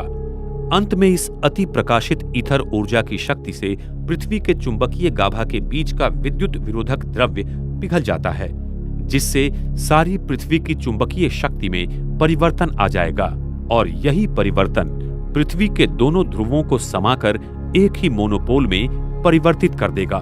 आइंस्टाइन बोसॉन कंडेंसेशन की भाषा में पृथ्वी का केंद्रीय गाभा एक सुपर एटम बन जाएगा और पृथ्वी की गुरुत्वीय शक्ति बहुत बढ़ जाएगी, जिसका केंद्र भारत होगा। पृथ्वी की चुंबकीय शक्ति में परिवर्तन आने के कारण दुनिया में अनेक तूफान, सुनामी, चक्रवात और भूचाल आदि ज्यादा संख्या में आ जाएंगे। दुनिया का 96% बर्फ जो दोनों ध्रुवों पर जमा है वो पिघल जाएगा और समुद्र की ऊंचाई 300 से 400 फीट बढ़ जाएगी, जिससे दुनिया भर में समुद्र किनारों पर बसे सारे शहरों का विध्वंस हो जाएगा। दुनिया के सारे भूखंड विध्वंस होकर भारत की ओर केंद्रित हो जाएंगे, जिसे हम पेंजिया और गोंडवाना लैंड कहते हैं। ये प्रक्रिया बहुत ही अद्भुत और विशाल है। वैज्ञानिक जिन क्रियाओं को होने के लिए लाखों करोड़ों साल का समय लगता है, ऐसा मानते हैं कि वो क्रियाएं पलक झपकते ही कुछ ही समय में शुरू हो जाएंगी और इस पृथ्वी के ध्रुवों का केंद्रीयकरण होकर पृथ्वी पर बिखरे हुए सारे शक्तियों के चक्रों का ईथर शक्ति द्वारा एक ही मोनोपोल में केंद्रीयकरण हो जाएगा, जिसके द्वारा सारे पृथ्वी पर वो ईथर शक्ति सभी प्राणी मात्रा और प्रकृति की ऊर्जा में निरंतर प्रवाहित होती रहेगी। यही ईथर शक्ति ब्रह्मांड में सारे क्वांटम चेंजेस लाएगी, जिसके कारण मानो बिग बैंग जैसे परिस्थिति का निर्माण होगा, क्योंकि परमात्मा जो 10 मितीय विश्व में रहते हैं वो इसी सूक्ष्म ईथर शक्ति के द्वारा ब्रह्मांड और सृष्टि के हर कणों का विकेंद्रीकरण बाहर की दुनिया से करेंगे, जिससे थर्मोडायनामिक के दूसरे नियमों द्वारा सृष्टि की एंट्रोपी शून्य हो जाएगी। ब्रह्मांड के सारे भौतिक कणों का विकेंद्रीकरण की स्थिति बन जाती है, जिसका प्रतिबिंब उन्हें अभी के ब्रह्मांड के कणों में प्राप्त होता है, जिस कारण वो सोचते हैं कि ये सारे कण कभी एक समय एकत्रित थे और आज बिखर गए, जिससे आगे चलकर ये विद्यमान जगत बन गया। परमात्मा की पराशक्ति के द्वारा हमारे मस्तिष्क में द्वापर युग के आरंभ में जो सूक्ष्म कृष्ण विवर बना हुआ था वो नष्ट हो जाएगा और हमारा अचेतन मन पूरी तरह खुल जाएगा और दुनिया की सभी आत्माओं को अपने असली स्वरूप का ज्ञान हो जाएगा कि हम वास्तव में आत्मा हैं और न कि ये भौतिक शरीर, और साथ साथ अपने सच्चे आत्मिक पिता का ज्ञान संसार की सभी आत्माओं को होगा, जिससे सारे संसार को ईश्वर का परिचय और अनुभव हो जाएगा। अंत में न्यूट्रॉन कणों का कृष्ण विवर भी नष्ट हो जाता है। शुभ्र और कृष्ण विवर का पृथ्वी के गुरुत्वीय केंद्र के मध्य का अंतर समय के साथ साथ कम होता जाता है, जो अब बहुत कम है और आगे चलकर ये और कम हो जाएगा। इसके कारण प्रकाश की किरणें अधिक वक्रमान हो जाती हैं, जो कि शुभ्र विवर का पृथ्वी के गुरुत्वीय केंद्र की शक्तियों के साथ का संबंध है। अभी ध्रुवीय तारा नीचे आने के कारण ब्रह्मांड के मध्य भाग में आकाश तत्व फैल रहा है, जिसके कारण वैज्ञानिकों को ये विश्व प्रसरण होता हुआ नजर आता है।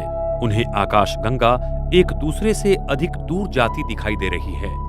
तारों का दूर जाना प्रकाश की स्पेक्ट्रम से पता चलता है। अभी प्रकाश की तरंगों में रेडशिफ्ट इसी के कारण मिल रही हैं। ध्रुवीय तारा की गति हमारे मानसिकता की पवित्रता पर आधारित होती है।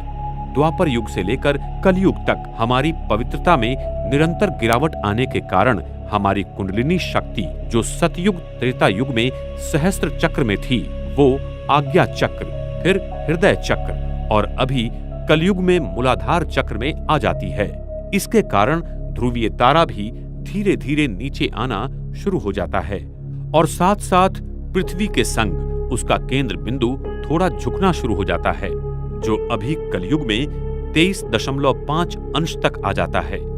इसलिए सारा आकाश तत्व हमें अभी 23.5 अंश झुका हुआ नजर आता है। सहस्त्र चक्र से नीले रंग की प्रकाश की किरणें फैलती हैं और मूलाधार से लाल रंग की, जो अभी विश्व में हमें तारों से प्रकाश की लाल रंगों की तरंगे मिल रही हैं। ब्रह्मांड का इस तरह फैलना और फिर सिकुड़ जाना, इसके कारण वैज्ञानिक इसे बिग बैंग द्वारा निर्माण हुआ बताते हैं, लेकिन ये ब्रह्मांड अनादि है। इसका न कभी निर्माण हुआ है और न ही कभी अंत होगा। सिर्फ ब्रह्मांड का परिवर्तन ही होता है। अभी ध्रुवीय तारे के नीचे आने की गति ज्यादा होने के कारण ब्रह्मांड में कई जगह आकाश गंगाएं पीछे से खींचती हुई दिखाई दे रही हैं, जिसे वैज्ञानिक डार्क फ्लो प्रॉब्लम बता रहे हैं। उन्हें ये पता नहीं पड़ रहा है कि ये क्या हो रहा है। वैज्ञानिकों ने जो उपग्रह ब्रह्मांड में दूर भेजे थे, वो फिर से पृथ्वी की ओर आ रहे हैं। वो क्यों आ रहे हैं, ये उन्हें पता नहीं चल रहा। इस ब्रह्मांड की चक्रीय अवकाश प्रणाली का ज्ञान उन्हें नहीं होने के कारण उन्हें इस बात का आश्चर्य हो रहा है। पृथ्वी का केंद्रीय गाभा पूरी तरह चार्ज होने के कारण पृथ्वी के ऊपर का आकाश तत्व भी बहुत चार्ज हो जाता है, जिससे सारा तारामंडल बहुत धीमी गति से घूमेगा और पृथ्वी पर दिन रात 21-21 घंटों के हो जाएंगे। वो फिर त्रेता युग में 18-18 घंटों के, द्वापर युग में 15-15 घंटों के और अभी कलयुग में 12-12 घंटों के हो जाते हैं। आने वाले समय में ध्रुवीय तारा जैसे जैसे पृथ्वी की तरफ और नजदीक आ जाएगा, जिससे तारामंडल और तेज गति से घूमना शुरू होगा, उसके कारण दिन रात 9-9 घंटों के हो जाएंगे और प्रकाश की गति भी 10 गुना बढ़ जाएगी। माना वो 30 लाख किलोमीटर प्रति सेकंड हो जाएगी। तारामंडल में अनेक तारे फूटते हुए नजर आएंगे तथा कोई कोई तारे ब्राउनियन गति की तरह इधर उधर घूमना शुरू हो जाएंगे।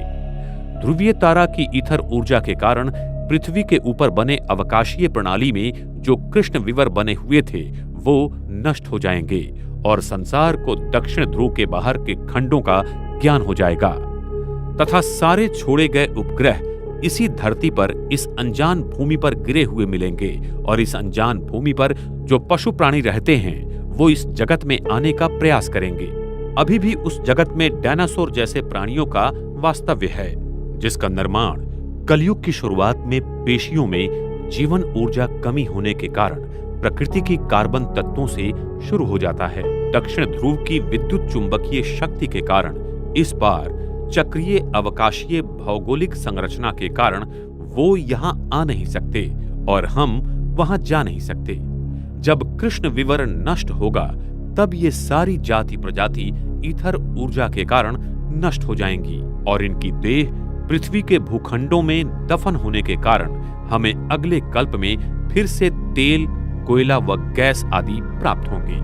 अंत समय में वो वास्तविक रूप में डायनासोर्स को इस दुनिया में थोड़े समय के लिए घूमता हुआ जरूर देखेंगे। इस स्मृति के कारण आज लोगों ने इस पर बहुत सारी फिल्में बनाई हैं, जो होने वाली घटनाओं का सूचक उनके अवचेतन मन पर प्रभाव डालता था, जिसके कारण उन आत्माओं को ऐसी दृष्टि आई थी और उसके आधार पर ऐसी फिल्मों का निर्माण हुआ।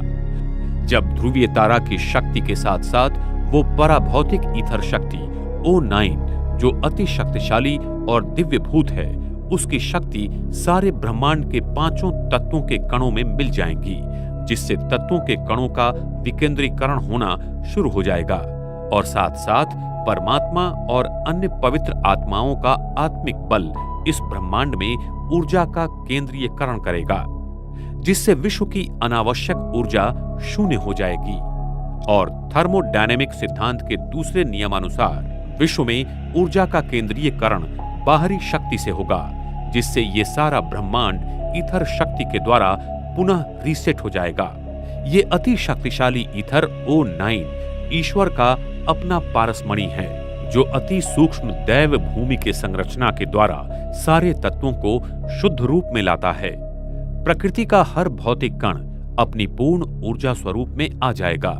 प्रकृति के इस तमो प्रधान से सतो प्रधान अवस्था के परिवर्तन को हम विनाश के रूप में देखेंगे, लेकिन वास्तव में ये विनाश नहीं है, ये स्वर्णिम सृष्टि की संरचना का उदय है। मनुष्य आत्माओं की पवित्रता इस ब्रह्मांड की ग्रेविटी को नियंत्रित करती है। ये सत्य सारी दुनिया को मानना पड़ेगा। वर्तमान समय में ब्रह्मांड का ध्रुवीय तारा, जिसमें ईथर शक्ति O9 भरी हुई है, वो एक स्ट्रिंग की तरह इस धरती की ओर आ रहा है और उसके साथ साथ परमात्मा की सर्वोच्च पराशक्ति भी आ रही है, जिसके कारण सारा विश्व एक वैश्विक मोड़ लेगा और इस सृष्टि चक्र में पुनः नए स्वर्णिम युग का शुभारंभ होगा। ईथर शक्ति प्रकृति के पांचों तत्वों एवं प्राणी मात्राओं का और परमात्मा की पराशक्ति मनुष्य आत्माओं का संपूर्ण शुद्धिकरण कर उन्हें पूरी तरह से परिवर्तित कर देगी। इसलिए इन दोनों शक्तियों को लाने वाले ध्रुवीय तारा को परमात्मा का पारसमणि कहते हैं, जो सारे विश्व को संपूर्णतः परिवर्तन कर नए सतयुगी सृष्टि का निर्माण करता है। ध्रुवीय तारा धरती के नजदीक आकर फिर अपने पूर्व स्थान पर चला जाएगा, जिसे इसी समय सारा संसार प्लैनेट एक्स एवं निब्रू के रूप में चर्चा कर रहा है।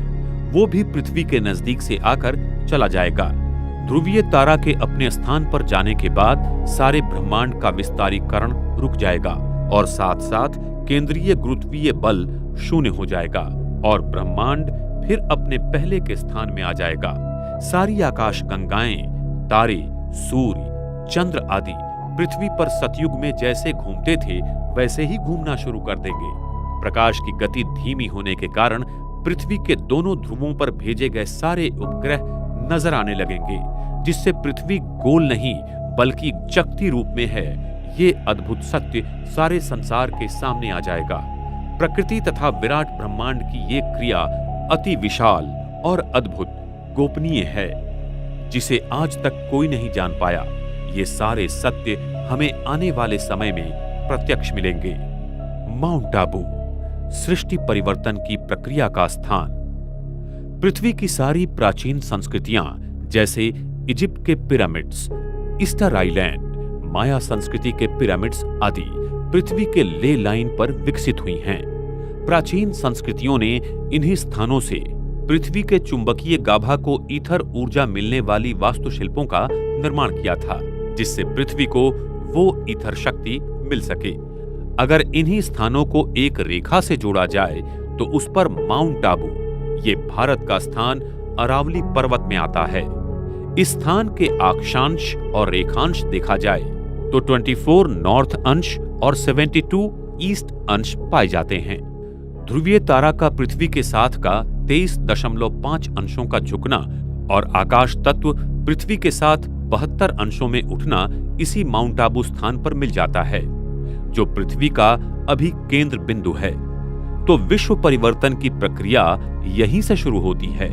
जिस प्राचीन राजयोग को सीखने की चाहत सारा संसार करता है, उसी राजयोग को सिखाने के लिए स्वयं सर्वोच्च परमात्मा शिव इस माउंट आबू की धरा पर आकर सारे विश्व का परिवर्तन कर रहे हैं। प्रकृति की होने वाली विराट परिवर्तन क्रिया की घटना को हम विनाश के रूप में देखेंगे। उस समय धरती का गुरुत्वीय केंद्र आबू पर्वत के नीचे होगा, जहां पारा भारी मात्रा में है, और यही गुरुत्वीय केंद्र उस परम धाम के शुभ विवर के गुरुत्वीय केंद्र से सरल रेखा में जुड़ जाएगा और विश्व की समस्त आत्माओं को परमात्मा धर्मराज के रूप में फिर से शुद्ध बनाकर वापस घर ले जाएगा। परम धाम के शुभ विवर का द्वार हर 5000 वर्ष के बाद खुलता है। ये एक रिवर्स क्लिकिंग मैकेनिज्म है जो अति अद्भुत है। जिस समय शुभ विवर का द्वार खुल जाएगा तब सारी आत्माएं आबू पर्वत के केंद्रीय गुरुत्वीय स्थान से परम धाम की ओर वापसी की यात्रा करेंगी। इस भारत भूमि पर फिर से सतयुग शुरू होगा और श्री कृष्ण श्री राधे की आत्माओं का जन्म होगा। सृष्टि की फिर से हूबहू पुनरावृत्ति होने लगेगी। ये सृष्टि हर 5000 वर्ष के बाद हूबहू घूमती रहती है। ये एक अद्भुत और अति गृह रहस्य सिर्फ परमात्मा हमें बता सकते हैं। इस भारत भूमि पर स्वयं परमात्मा का दिव्य अवतरण पिछले 78 साल से हो रहा है, जो कि एक बहुत अद्भुत और दिव्य घटना है। लेकिन वर्तमान समय में मानव अपने इंद्रियों और सुख साधनों में इतना खो गया है कि वो इस सत्य को बार बार ठुकरा देता है। अंत में वो आत्माएं जिन्होंने परमात्मा को पहचाना और उसके कहने पर अपना जीवन व्यतीत किया, उसे आने वाले स्वर्णिम सृष्टि में परमात्मा देवी देवताओं के स्वरूप में ईश्वरीय जीवन बहाल करेगा। वर्तमान समय में स्वयं सभी आत्माओं के पिता परमात्मा मनुष्य आत्माओं को आने वाली नई सृष्टि का उपहार देने आया हुआ है। इसलिए हरेक आत्मा अपना उपहार उस परम पिता परमात्मा से लेकर स्वयं को ईश्वरीय शक्ति से भरपूर करे, जिससे इस पृथ्वी पर आने वाली स्वर्णिम सृष्टि में वो जाने के लायक बन सके तथा ईश्वर के इस महान कार्य में सहयोगी बनकर आने वाली स्वर्णिम सृष्टि का निर्माता बनकर अपना भाग्य बनाए। एक ओर सारी मानव जाति उस ईश्वर को मंदिर, मस्जिद, गिरजाघर में ढूंढ रही है तथा दुनिया के सारे वैज्ञानिक संशोधन कर ब्रह्मांड के रहस्यों को जानने की कोशिश कर रहे हैं, तो दूसरी ओर स्वयं परमात्मा शिव अरावली पर्वत में स्थित माउंट आबू की सुंदर वादियों में नए स्वर्णिम सृष्टि की कलाकृति बना रहे हैं। ये सत्य आने वाले समय में सारे संसार के सामने उजागर हो जाएगा। हाल ही में दुनिया भर के निकोला टेस्ला के चाहने वाले इस बात को मान रहे हैं कि वो महान वैज्ञानिक निकोला टेस्ला दुनिया में फिर से आएगा, क्योंकि टेस्ला ने खुद जुलाई 17, 1930 में कहा था, अभी नहीं लेकिन भविष्य में उचित समय आने पर मैं कुछ ऐसी उद्घोषणा करूंगा जो कि आपने किसी परिकथा में भी नहीं सुनी होगी। अब वक्त आ गया है कि ये संसार उस महान निकोला टेस्ला के विज्ञान की झलक फिर से देखेगा। निकोला टेस्ला का अनंतता और अमरत्व का विज्ञान दुनिया के सामने आने वाले समय में होगा।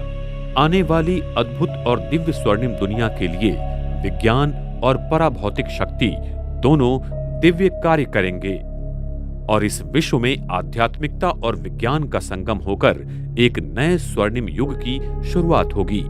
हम दुनिया के सभी वैज्ञानिकों को इस महान कार्य के लिए निमंत्रित करते हैं। इस फिल्म को देखकर आपके मन में जो भी अभिप्राय और शंकाएं हैं वो आप हमें जरूर लिखें।